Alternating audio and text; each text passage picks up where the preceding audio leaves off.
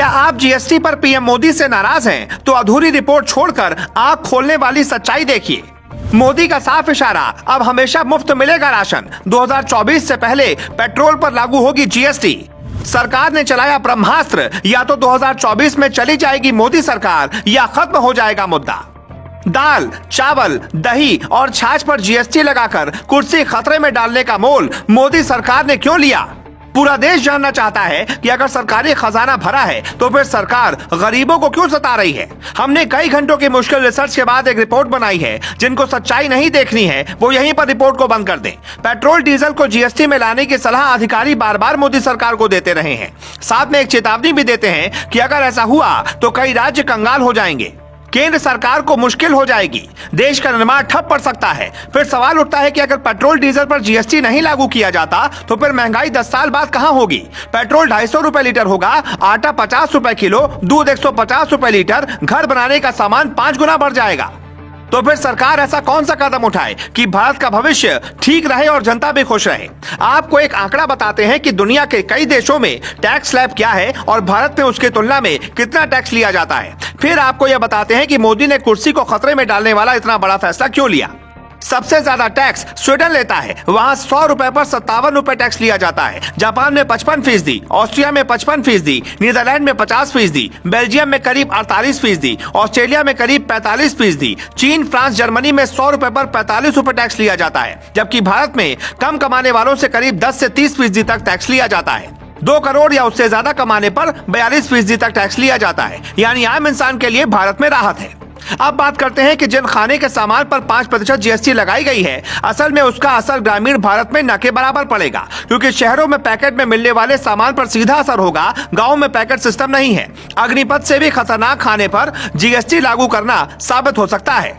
लेकिन मोदी अपनी ही कुर्सी एक फैसले से खतरे में डालेंगे, ऐसा संभव नहीं है। इसलिए ये एक प्लानिंग का हिस्सा है। वो क्या है, जरा सुनिए। राज्य सरकारें जो खाने की चीजों पर जीएसटी लागू करने पर सवाल उठा रही हैं, दरअसल राज्य सरकारों के कारण ही ये लागू करना पड़ा। जीएसटी काउंसिल की अब तक 47 मीटिंग हो चुकी हैं। हर मीटिंग में ये मुद्दा आता है। सरकार भी जानती है लेकिन लागू नहीं हो सकता है। ऐसा इसलिए क्योंकि भारत के किसी राज्य का सीएम पेट्रोल डीजल को जीएसटी में नहीं चाहता। यहाँ तक कि बीजेपी नेता भी विरोध करते हैं। सरकार अगर डीजल पेट्रोल को जीएसटी में लागू नहीं करेगी तो भारत की हालत श्रीलंका जैसी हो जाएगी। इसलिए कुछ बड़ा प्लान करना होगा। सरकार आटा, चावल, दाल, दही पर जो टैक्स लेगी वो राज्य सरकारों के लिए सोने पर सुहागा होगा। और अब मोदी एक हाथ से देंगे, दूसरे हाथ से लेंगे। पीएम की कुर्सी छोड़ते छोड़ते अगर मोदी ने महंगाई का मुद्दा खत्म कर दिया तो इंदिरा नेहरू से बड़ा होगा पीएम मोदी का कद। ऐसा तभी होगा जब डीजल पेट्रोल को जीएसटी में शामिल किया जाए तो दूसरा विकल्प तैयार रहे। इसलिए सरकार ने खाने की चीज पर टैक्स लगाया है।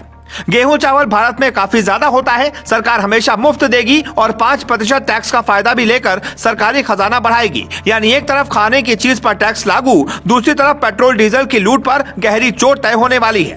और ये 2023 हो सकता है। हम ऐसा दावा नहीं करते कि मोदी ऐसा करेंगे, लेकिन पीएम मोदी के काम को करीब से आकलन करने पर पता चलता है कि इसका कोई ठोस मकसद जरूर है। राज्य की कोई सरकार ने कभी लिखित में मोदी सरकार से नहीं कहा कि पेट्रोल डीजल पर जीएसटी लगाई जाए। इसलिए सरकार ने एक बीच का विकल्प निकाला है। हम आपको उदाहरण समझाते हैं। खाने के सामान पर पहले से कई राज्यों में टैक्स लिया जाता है। निर्मला सीतारमण ने एक फोटो ट्वीट करते हुए लिखा कि पंजाब और यूपी भारी टैक्स जमा करता है। पंजाब करीब 2000 करोड़ और यूपी ने करीब 700 करोड़ लिया। और अगर मोदी सरकार ने खाने के सामान पर जीएसटी लगाकर डीजल पेट्रोल को जीएसटी में शामिल नहीं किया तो 2024 में सत्ता किसके पास होगी, कहना मुश्किल है। खाने के सामान पर जीएसटी लगाना एक ऐसा फैसला है जिसे तुरंत देखें तो गलत है, लेकिन अगर दूरगामी परिणाम देखें तो अच्छा लगेगा। अब सवाल उठता है कि मोदी ने ऐसा करके अपने दुश्मनों को बोलने का मौका क्यों दिया। ये सब जानते हैं कि 10 साल बाद शायद ही मोदी कुर्सी पर हो, लेकिन उन्हें यह चिंता है कि क्योंकि उनके बाद देश तो होगा। आर्थिक मामलों में पहली बार मोदी सरकार का सबसे सटीक निर्णय है। अगर सरकार 1-2 साल में पेट्रोल के दाम को रोक देती है तो महंगाई एशिया में सबसे कम भारत में होगी। Bureau report, global Bharat.